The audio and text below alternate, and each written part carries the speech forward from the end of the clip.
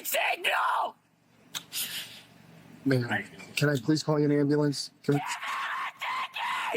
It's been a while since I've been able to just figure out what I'm going to do with the channel as I'm kind of building it. Part of being able to grow this channel with you all is sharing a lot of myself. Part of that is going to be questions that comes from you. Also, me just also volunteering some information as well. So I'm actually going to go over the next couple of days a little bit more about myself because I realized, hey, ask me anything. Ken, we don't know nothing about you. Okay, so let's go through that over the next couple days. I'm going to talk about where I'm from, the vitiligo that you guys clearly see on my hands. I know you see it, okay? I get enough comments on it, rude comments at that, especially if like a video blows up. And when little kids ask me about it, what do I say? I'll answer that in the vitiligo episode.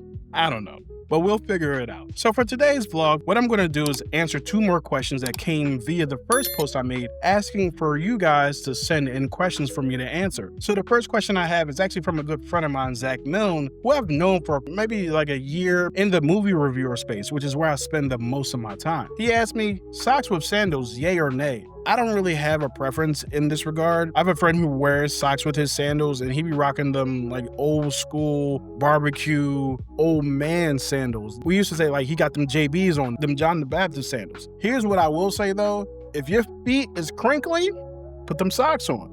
If your feet is gorgeous, you have options. You can put socks or knots. But if your feet is like, you know, violating certain Geneva conventions and are like kind of like a war crime, and you're trying to have them toes out, put the socks on. Just for everybody's safety and, you know, comfort, if you will. For my second and last question of the day, my guy Mike asked me, what's your biggest crash out trigger? I really had to think about this because it could have been people not using their turn signals. He didn't use his turn signal!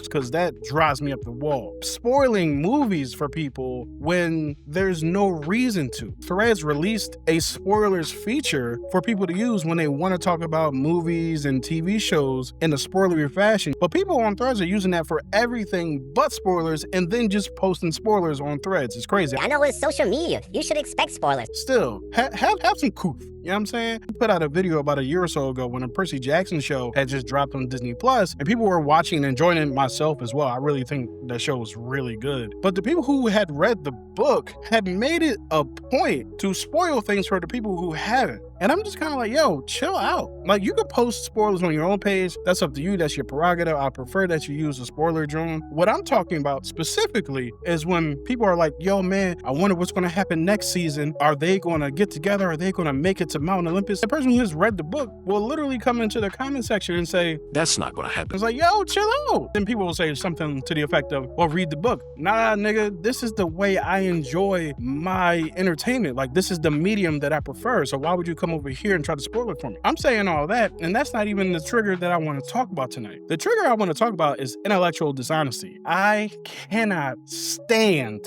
intellectual dishonesty. Intellectual dishonesty is where we both know there's logic that should be applied in a situation. You refuse to do it because you'd rather either not be proven wrong or you just don't like the person, place, or thing that we're talking about. So instead of engaging with it in an intellectually honest way, you decide that you don't care about logic. You're just gonna say some bullshit, right? So, for example, I don't bang with Kanye West and all the things that he said. He said a bunch of anti-Semitic stuff, wild stuff about black people, slavery was a choice. So I don't bang with him like that. But when people say like, yeah, and his music was never good, I'm like, hey, hold on, let's pump our brakes. Let's not be intellectually dishonest. Same thing when they say about like Jay-Z, where they think that like Jay-Z is taking over the Illuminati and all this other stuff, and he's done this and done that. I'm not saying Jay-Z hasn't done stuff. I don't know. But like, I'm not a stan. Like, I'm not defending anybody. That's probably another trigger. I can't stand culture. People who just defend celebrities like they know them. Number one rule when dealing with celebrities, people you like or dislike. We don't know these niggas. We don't know any of them. We don't have to stoop to foolishness in order to like make our points. In wrestling, it's like they should really take the belt off of this particular wrestler because they are not doing anything with it. They just suck whenever they have the championship. Hey, check this out. Wrestlers don't book themselves. Let's not be intellectually dishonest. Let's not act like Julia is like a terrible wrestler and can't carry a championship because of something that she's doing. No. Whatever reason, creative is just not booking her well and have decided to put her in the background background when she's talented enough to be in the foreground and in the main event, but not only just like with entertainment, but also like politics as well. This black kid committed a crime, therefore all the black kids in that neighborhood are criminals. Peter did that, right? Devontae ain't got nothing to do with that. Devontae's over here getting his education, going to college, getting a trade, becoming an electrician, a plumber, or whatever you want to do. You want to go to college, want to pick up a trade, want to get into tech, become a YouTuber.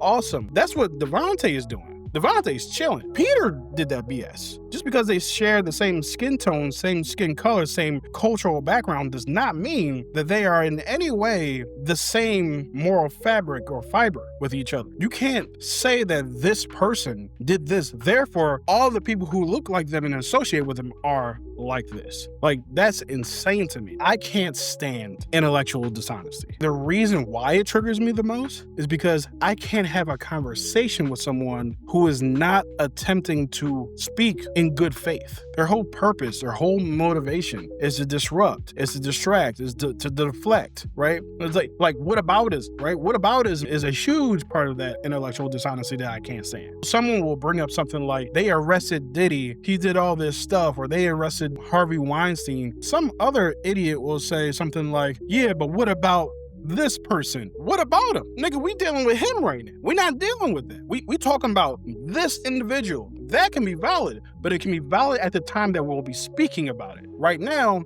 this nigga need to go to jail. That person broke the rules. Yes, I agree, and they should go as well, right? Oh, Epstein list. Cease transmission. Ceasing transmission.